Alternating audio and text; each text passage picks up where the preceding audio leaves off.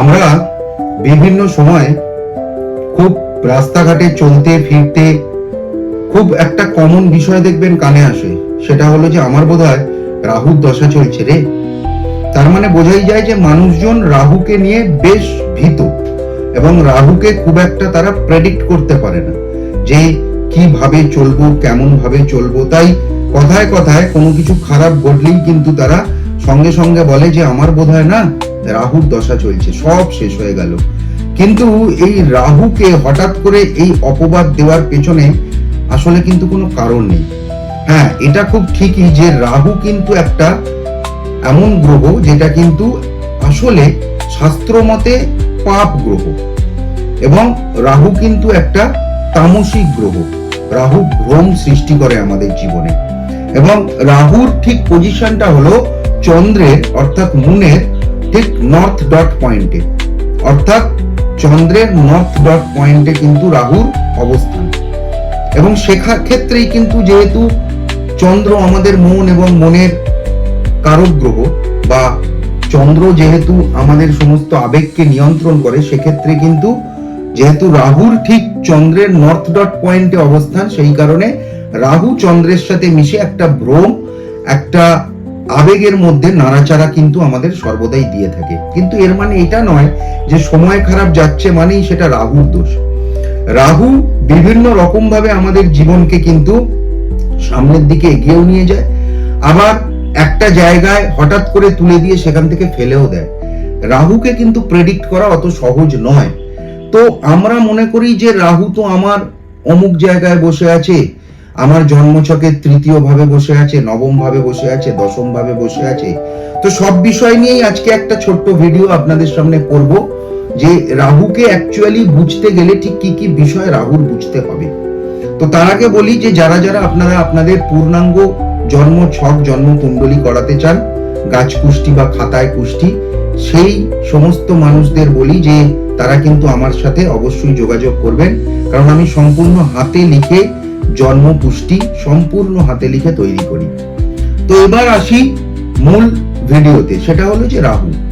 প্রথমত হচ্ছে যে শাস্ত্র বলছে রাহুর অবস্থান যদি পরে তৃতীয়, ষষ্ঠ, দশম এবং একাদশ ভাবে হয়, তাহলে রাহু খুব ভালো ফল প্রদান করে। প্রথমত হচ্ছে 3 নম্বর ঘরটা আমাদের কিসের ঘর?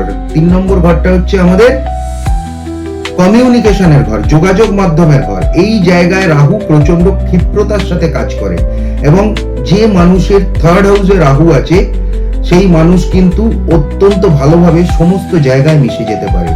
সে কিন্তু একদম সমাজের নিচু স্তর থেকে উঁচু স্তর সমস্ত জায়গায় সে মিশে যেতে পারে। কিন্তু মিশে যাওয়ার পর সে যদি এইরকম এক্সপেকটেশন রাখে যে উচ্চ পদস্থ কিছু মানুষের সাথে আমার জানাশোনা মানেই আমি বিপদে পড়লে তারা আমাকে সাহায্য করবে, তাহলে কিন্তু তারা ভুল করবেন। এবং ম্যাক্সিমাম লোকই কিন্তু এটা করেন, এটা মনে করেন যে আমার খুব উচ্চ পদস্থ মানুষদের সাথে সমাজে চেনা জানা আছে, সুতরাং আমার কে কি করবে। এবং এটাই কিন্তু রাহু প্রথম ভ্রম সৃষ্টি করায় জীবনে। এবং আসল এবং বিপদের সময় পড়লে আপনি দেখবেন সেই সমস্ত মানুষরা আপনার সাড়া দিচ্ছে না, আপনার ডাকে তারা সাড়া দেবে না। এবার আসুন 6 নম্বর ঘর।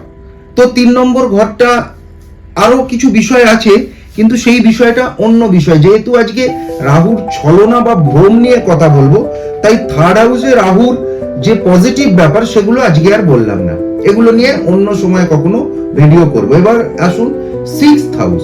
6th হাউসেও রাহু খুব বলবান। এখান থেকে আমরা বিভিন্ন রকমের এক্সাম দেখি, এক্সাম মানে কম্পিটিটিভ এক্সাম দেখি, অর্থাৎ চাকরির পরীক্ষা। এখানে কিন্তু রাহু থাকলে ফটাফট চাকরির পরীক্ষায় কিন্তু এটা জ্ঞান করিয়ে দেয়, খুব ভালোই জ্ঞান করিয়ে দেয়। কিন্তু এই জ্ঞানটা করাতে গিয়ে অনেক বেশি দেখা যায় যে যারা এই পরীক্ষা দিতে যায় তাদেরকে কিন্তু অনেক বেশি ওভার স্মার্ট করে দেয়, ওভার কনফিডেন্ট করে দেয়, যেটা কিন্তু পরীক্ষার হলে ভীষণভাবে খারাপ একটা রেজাল্ট এনে দিতে পারে। এছাড়াও মামলা মোকদ্দমায় তারা হয়তো ভাবলো যে ধর মামলা মোকদ্দমা হয়ে যদি কি হয়েছে আমি ঠিক বেরিয়ে যাবো, তার একটা বিরাট কনফিডেন্ট। এই যে একটা ওভার কনফিডেন্ট এনে যায় 6th হাউসে বসে, এই ওভার কনফিডেন্টের ফলটাই কিন্তু রাহু আপনার জীবনে একটা ভ্রম তৈরি করছে। এবং আপনাকে কিন্তু যেই মুহূর্তে আপনি ওভার কনফিডেন্স হয়ে গেলেন এই বিষয়টার ব্যাপার, মামলা মোকদ্দমা হয়েছে তো কি হয়েছে, কম্পিটিটিভ এক্সাম তো কি হয়েছে, আমি তো দারুণ ভাবে প্রিপারেশন নিয়ে এসেছি, দারুণ আমি তৈরি, তারাই কিন্তু এই সমস্ত জায়গায় রাহুর থেকে খুব একটা ভালো ফল পাবেন না। অবশ্যই এর উপরে নির্ভর করবে যে রাহু কতটা বলহীন নাকি বলবান। বলহীন হলে পরে এইগুলো হয়, ছলনা কিন্তু বেশি করে রাহু, এমনিও ছলনা করে রাহু। দশমে যদি রাহু থাকে তাহলে কর্মক্ষেত্রে আপনাকে দারুণ ভাবে ক্ষিপ্রতা এনে দেবে, আপনি একদম মানে ফাটিয়ে দেবেন কাজ করে, কিন্তু পরে এখানেও একটা ভ্রম তৈরি করবেন, যে কাজ আপনার নয় অযাচিত কাজও আপনি করে ফেলবেন অনেক, এবং দিনের শেষে এসে দেখা যাবে যে আপনি 10টা কাজের মধ্যে 4টে ঠিকঠাক কাজ করেছেন আর 6টা কাজ অন্যকে উপকার করতে করে দিয়েছেন, বা সেই 6টা কাজের আপনি কিন্তু কোনো রকম কোনো পারিশ্রমিকই পাননি বা পাবেনও না। তো এই ভ্রমটা কিন্তু তৈরি করিয়ে দেয়। একাদশ ঘরেও তাই, আপনি ভাবছেন আপনার এই কাজটা একদম সাকসেস, আপনি একদম সাকসেসের সাথে এই কাজটি করে ফেলবেন, করতে পারবেন না। কিছুটা সাকসেস হবে, প্রায় বেশিরভাগটাই আপনার আনসাকসেস থেকে যাবে। শুধু তাই হবে না, রাহু এখানে ভ্রম সৃষ্টি করাবে ওই আনসাকসেস কাজের জায়গায়, যা এটা হয়ে গেছে মানে ওটাও তো হয়ে যাবে, আজ না হয় কাল হয়ে যাবে, কিন্তু আর হবে না। তো এই ধরনের ছলনা, এই ধরনের ভ্রম আমাদের বিভিন্ন সময় সৃষ্টি করতে করতে যায়। রাহুর একটা খুব ভালো ব্যাপার আছে, রাহু যদি কারো 9th হাউসে থাকে না, তাহলে করে হঠাৎ তার ভাগ্য পরিবর্তন করিয়ে দিতে পারে। এটা একদম সত্যি কথা, যার যার 9th হাউসে রাহু আছে তার হঠাৎ ভাগ্য পরিবর্তন রাহু কিন্তু করিয়ে দিতে পারে। বিশেষত রাহুর মহাদশায় কিন্তু এটা খুব বেশি করে লক্ষ্য করা যায়। কিন্তু এই পরিবর্তন খারাপের দিকেও হতে পারে, ভালোর দিকেও হতে পারে, সেটা সম্পূর্ণ নির্ভর করছে তার ব্যক্তিগত জন্ম চার্টের উপর। কিন্তু একদম আপনারা জেনে নিন যে রাহু নবমে অবস্থান করছে মানে 9th হাউসে আছে মানে তার জীবনে একটা অ্যাবস্ট্রাক্ট পরিবর্তন আসবে, আসবেই আসবে। ভালোর দিকে না খারাপের দিকে সেটা তার জন্মগত যে চার্ট, যে ব্যক্তিগত তার জন্মগত চার্ট, সেই ব্যক্তিগত জন্ম চার্ট দেখেই বলা সম্ভব, কিন্তু আসবে, এটা একদম সত্যি কথা। এবার যার ভালো এলো তার ভালো, যার খারাপ পরিবর্তন হলো তার খারাপ পরিবর্তন হলো। তো রাহুকে প্রেডিক্ট করা, আবারও বলছি, খুব মুশকিল। সবার প্রথম আমরা যেটা করি সেটা একটা ভুল করি, মানে সাধারণ মানুষ এটা একটা ভুল করে যে রাহু তো আমার অমুক জায়গায় অমুক ঘরে বসে আছে। অর্থাৎ যেটা আমার বলার বক্তব্য যে লগ্নকে এক ধরে সে হয়তো বললো যে আমার 4th হাউসে রাহু বসে আছে। ধরে নেওয়া যাক যে তার 4th হাউসটা হচ্ছে বৃষর ঘর, বা 4th হাউসটা হচ্ছে তার মিথুনের ঘর, যে কোনো একটা ঘর। তো সে বললো যে দাদা আমার তো 4th হাউসে বসে আছে রাহু, কেমন ফল দেবে? 3rd হাউসে বসে আছে দাদা রাহু, কেমন ফল দেবে? তো প্রথমেই বলি যে রাহু 4th হাউসে বসে আছে মানে সবার প্রথম রাহু কার ফল দেয় জানেন? তাহলে জেনে নিন যে কোথায় রাহু আমাদের সাথে কিভাবে ছলনা করতে করতে যায়। এটা শুনলে আপনাদের অনেকটা বিষয়টা পরিষ্কার হবে যে কেন আমরা ঠিক সোজাসুজি ভাবে রাহুর ফলকে পাই না বা ভোগ করতে পারি না, বা রাহু যেটা দেয় সেটা কেন কেড়ে নিয়ে চলে যায়। বেশিরভাগ মানুষেরই 95% মানুষেরই রাহু যা দেয় তা কেড়ে নিয়ে যায়। তার কারণ এই সিস্টেমটা তারা ফলো করতে পারে না, বা ফলো করতে জানে না, বা ফলো করে হয়ে ওঠে না। তো প্রথমত হচ্ছে যে হঠাৎ করে যদি দেখেন যে আপনার 4th হাউস বৃষ বা মিথুন, যে কোনো একটা ঘর ধরে নিন আপনার মিথুনটাই হলো আপনার 4th হাউস। আপনার এখন প্রশ্ন হচ্ছে যে দাদা রাহু আমার 4th হাউসে বসে অবস্থান করে কেমন ফল দেবে? সবার প্রথম দেখতে হবে যে 4th হাউসটা কোন রাশিতে পড়েছে কালপুরুষ চক্রের। অর্থাৎ এই যে কালপুরুষ চক্রের 4th রাশিটা পড়েছে আপনার মিথুন রাশিতে, কালপুরুষের 3 নম্বর ঘরে। মেষ, বৃষ, মিথুন কিন্তু আপনার 4th হাউস। প্রথম জানতে হবে মিথুনটা কালপুরুষ চক্রের কততম রাশি? 3 নম্বর রাশি। এই রাশিটা আপনার জন্মছকে 4th ভাব বা 4th হাউস। এই 4th হাউস থেকে আপনি গাড়ি, বাড়ি, আপনার সমস্ত রকম মায়ের যে ব্যাপার, এগুলো আপনারা দেখবেন। আমি খুব সহজভাবে বলছি, কিন্তু বিষয়টা আরো অনেক কিছু দেখার বিষয় আছে। তো এই বিষয়গুলো কিন্তু রাহু সবার আগে দেখার আগে, রাহু যে রাশিতে বসে আছে সেই রাশির অধিপতি বুধ, এই বুধ যে ভাবে অবস্থান করছে সেই ভাবের ফল সবার প্রথম কিন্তু আপনাকে দেবে। আবারও বলছি, রাহু যে ভাবে অবস্থান করে, শুধু 4th নয়, এবার বিষয়টি বুঝে নিন। রাহু জন্মছকে যে ভাবে আপনার অবস্থান করছে, সেই ভাবের ভাবাধিপতি যে ভাবে অবস্থান করছে, অর্থাৎ ভালো করে বুঝে নিন, রাহু জন্মছকে যে রাশিতে অবস্থান করছে সেই রাশির অধিপতি আপনার জন্মছকে যে ভাবে অবস্থান করছে সেই ভাবের ফল রাহু সর্বপ্রথম প্রদান করবে। দ্বিতীয় প্রদান করবে রাহু যার নক্ষত্রে অবস্থান করছে সেই নক্ষত্রের যে অধিপতি, সেই অধিপতি যেভাবে অবস্থান করছে সেই ভাবের ফল কিন্তু সে দ্বিতীয় প্রদান করবে। 3 নম্বর হলো যে রাহু যে রাশিতে অবস্থান করছে, মিথুন রাশিতে যদি অবস্থান করে, এই মিথুন রাশির যে অধিপতি বুধ, সে আপনার জন্মছকে আর কোন 2টি ভাবের অধিপতি। শুধু তো মিথুনের বুধ নয়, কন্যাতেও তো বুধ আছে, সেটিও তো আপনার জন্মছকে আছে। তাহলে 2টি ভাবকে সে কিন্তু একসঙ্গে ফল প্রদান করবে।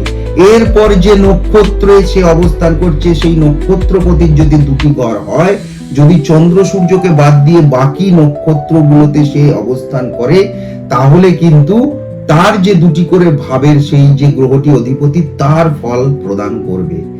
এবার আসুন, রাহু যদি কেতুর নক্ষত্রে অবস্থান করে তাহলে কি ফল প্রদান করবে? কারণ কেতুর তো এখানে কোনো জায়গা নেই। তো কেতুর যদি পরে কোন রকম ভাবে দেখেন যে কেতুর নক্ষত্র রাহু পেয়েছে, তাহলে সবার প্রথম আপনি আপনার জন্মছকে বৃশ্চিক রাশির যে ঘরটি, বৃশ্চিক রাশি যে ভাবে অবস্থান করছে আপনার যততম ভাব, সেই ভাবটা যদি সপ্তম হয়, যদি নবম হয়, একাদশ হয়, সেই ভাবটা যে ফল সেই ফল আগে প্রদান করবে। যদি পরে রাহু কেতুর নক্ষত্রে করে তাহলে তখন আপনি বৃশ্চিক রাশির ঘরটাকে শুধুমাত্র ধরবেন, শুধুমাত্র বৃশ্চিক রাশি, সেই রাশিটা আপনার যততম ভাব সেই ভাবের ফল আগে প্রদান করবে। তো রাহু কিন্তু এইভাবে একের পর এক একদম ক্রম অনুযায়ী ফল প্রদান করতে করতে থাকে। তাই হঠাৎ করে যদি আপনার মনে হয় যে 4th হাউসে রাহু আমাকে কেমন ফল দিচ্ছে, তাহলে আগে দেখার চেষ্টা করুন যে রাহু যে আপনার 4th হাউসে বসে আছে, সেই 4th হাউসের আপনার চতুর্থ ভাবাধিপতি কোন ভাবে বসে আছে, সেই ভাবের ফল আপনি মিলিয়ে নিন। রাহু সবার প্রথম প্রদান করছে। এইখানেই তৈরি করে দিল রাহু প্রথম কনফিউশন, সবার প্রথম ভ্রম তৈরি করে দিল আপনার। কারণ আপনি করতে চাইছেন বাড়ি, আর সে হয়তো আপনার জন্মছকে বসে আছে এমন একটা জায়গায় যেই জায়গা আপনার সম্পূর্ণ নেগেটিভ, অর্থাৎ 3rd হাউসে হয়তো সে বসে আছে। অর্থাৎ বাড়ি করার যে ঘর, গৃহ যে সুখ 4th হাউস, তার একদম দ্বাদশ ঘরে হয়তো সেই গ্রহটি বসে আছে যেই রাশিতে আপনার রাহুটি বসে আছে। তাহলে পরে কি হবে? তাহলে কি আপনার বাড়ি হবে না? হবে। এই জন্যই তো জ্যোতিষশাস্ত্র, জ্যোতিষশাস্ত্রে তো অনেক ব্যাপার আছে। জ্যোতিষশাস্ত্র জটিল নয়, জ্যোতিষশাস্ত্রে অনেক ব্যাপার আছে, অনেকগুলো পথ আছে, অনেক পথ দিয়ে এক একটা গ্রহকে বিচার করতে হয়, বিশ্লেষণ করতে হয়। রাহু কিন্তু এইভাবেই জীবনকে ছলনা করবে, এইভাবেই কিন্তু রাহু যেমন এরম ভাবে দেবে, আবার উল্টো দিক থেকে কেড়ে নেয়। কারণ আমি নেওয়াটা দেখতে পাচ্ছি, বেরোনোটা তো দেখতে পাচ্ছি না, সে কোথা থেকে আমাকে ড্রেন করিয়ে দিচ্ছে বিষয়টা।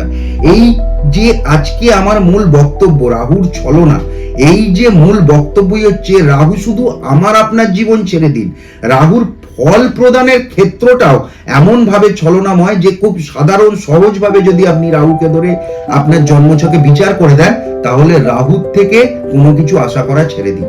কারণ রাহুকে এবং কেতুকে, এই 2টি গ্রহকেই কিন্তু খুব ভালো করে বিচার করতে হয় যে রাহু কোন কোন পথ দিয়ে আপনাকে ফল প্রদান করবে, আপনার জীবনে শুভ বা অশুভ প্রভাব বিস্তার করবে। এই বিষয়টাকে জানতে হবে, অশুভ দিকটাকে বন্ধ করার চেষ্টা করতে হবে। কি চেষ্টা করতে হবে? ধরুন আপনি প্রচুর টাকা রোজগার করে আনছেন, প্রচুর টাকা রোজগার করে আনছেন, রাহুর মহাদশায় বা রাহু দিচ্ছে এবং সেই টাকা আপনার প্রচুর টাকা খরচও হচ্ছে। এই খরচের জায়গাটা আটকাতে হবে। কি করে আটকাতে হবে? খরচ করুন। কোথায় করুন? ব্যাংকের ফিক্সড ডিপোজিটে খরচ করুন, খরচও হবে এবং এই টাকা আপনাকে লং টার্মে দিয়েও যাবে। রাহুর মহাদশা থেকে আপনি বেরিয়ে গেলে এই টাকা আপনাকে বৃহস্পতির মহাদশায় বৃহস্পতি রিটার্ন করে দেবে। তো টাকা যেমন আসছে, হঠাৎ এমন কিছু জিনিস কিনে ফেলবেন না যে জিনিস কিন্তু আপনার দিনের পর দিন নষ্ট হবে। এমন কোন রাহুর থেকে পাওয়া টাকা এমন কোথাও ইনভেস্ট করুন, এমন কোন লং টার্মে ইনভেস্ট করুন যেটা প্রায় যদি সম্ভব হয় রাহুর মহাদশার পরেই ভাঙা যায়, এরকম একটা জায়গায় ইনভেস্ট করুন। জমিতে ইনভেস্ট করুন এরকম যে 10 বছর পর বিক্রি করবেন, তাহলে পরে কিন্তু রাহুর সেই টাকা থেকে যাবে। কিন্তু রাহুর যে টাকা, যে হার্ড ক্যাশ বা র যে টাকা, সেটা রাখা কিন্তু খুব চাপ। রাহুর টাকাকে কিন্তু কোনো না কোনো ভাবে ছলনা করেই সরিয়ে রাখতে হবে। রাহু যেমন ছলনা করে, ঠিক তেমন ছলনা করে যদি রাহুর টাকা পয়সা, রাহুর থেকে পাওয়া সমস্ত জিনিসকে যদি প্রাপ্তি রূপে গ্রহণ করতে হয়, তাহলে ছলনা করেই কিন্তু তাকে সরিয়ে রাখতে হবে। তো যাই হোক, এই গেল আজকে মোটামুটি রাহুকে নিয়ে একটা বিষয়, যে রাহু কি ধরনের প্রভাব বিস্তার করে জীবনে। তো রাহুকে নিয়ে ভয়ের কিচ্ছু নেই, কিচ্ছু রাহু খারাপ করে না, কোনো গ্রহই খারাপ করে না, সব গ্রহই সমান। শুধু জন্মছক অনুযায়ী কোথাও খারাপ কোথাও ভালো ফল প্রদান করে, কোথাও শুভ কোথাও অশুভ প্রভাব বিস্তার করে। গ্রহরা কেউ খারাপ নয়, শুধু তাদের চলন বলন, তারা কি বলতে চাইছে, কোন পথ দিয়ে আসতে চাইছে, বেরোতে চাইছে, তাদের ওয়েটা কি, এইটা ঠিকঠাক মতো জেনে জীবনকে চ্যানেলাইজ করুন। একটু হয়তো কষ্ট হবে, কিন্তু আস্তে আস্তে জীবন সেই পথে চলতে চলতে খুব ভালো জায়গায় গিয়ে দেখবেন আপনারা প্রতিষ্ঠা পেয়ে যাবেন জীবনে, সব দিক থেকে প্রতিষ্ঠা পাবেন। এটা শুধু রাহুর ক্ষেত্র বলে না, সব ক্ষেত্রেই এটা তাই। কম বেশি মানসিক চাপ, দুশ্চিন্তা, ওঠা নামা জীবনে থাকে, এগুলোকে ওভারকাম করেই মানুষের জীবনে এগিয়ে নিয়ে যেতে হয়, এগিয়ে যেতে হয়। শুধু জেনে নিতে হবে যে কোন পথটা আমার কোনটা। আমি কাদামাকা পথে যাব, না মসৃণ পথে যাব, না পাহাড়ি পথে যাব, না জঙ্গল পথে যাব, শুধু পথটা জেনে নিতে হবে। যদি জঙ্গল পথে যাওয়ার হয় তাহলে জঙ্গল পথেই যাব, সেখানেই সাফল্য। যদি কাদা পথে যেতে হয়, কাদামাটির পথেই যাব, সেখানেই সাফল্য। যদি পাহাড়ের চূড়া ভাঙতে হয় সেখানে যাব, সেখানেই। সবসময় যে জীবনে চলতে গেলে মসৃণ পথেই সাফল্য আসে এরকম ব্যাপারটা নয়। তাই দুশ্চিন্তাকে এড়িয়ে সামনের দিকে এগিয়ে যাওয়ার জন্য দারুণ পজিটিভ চিন্তা ভাবনা নিয়ে এগোন, যে আমি পারবো, আমিই পারবো, আমিই পারবো, আমার থেকেই এই বিষয়টা হবে। এই জায়গাটাকে নিয়ে নিজের কাজের সঙ্গে সর্বদা থাকুন, সৎ কর্মে থাকুন, ভালো কর্মে থাকুন। জীবন আপনাকে সাফল্য একদিন দেবেই দেবে।